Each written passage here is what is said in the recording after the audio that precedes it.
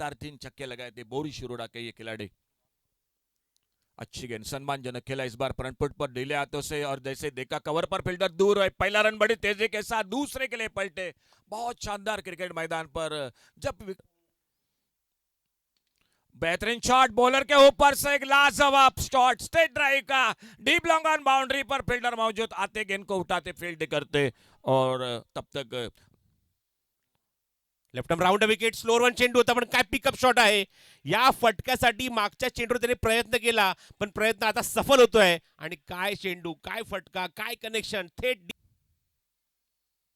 पुढून खेळायचा प्रयत्न थोडासा स्टेप आउट झाला होता। चेंडूला बरोबर ओव्हरपिच बॅटवर घ्यायचं होतं, चेंडूला लॉफ्टेड स्ट्रोक खेळायचा होता, मिड ऑफ सर्कलच्या आतमध्ये होता पण टायमिंग जमणे, दोन जायचा प्रयत्न सुरू आहे। कॅज्युअल अप्रोच, चेंडूची फेकाफेक फक्त होती आहे आणि त्याचा फायदा उचलत असताना पुन्हा त्या स्ट्राईक एंडला पोहोचतो अमित।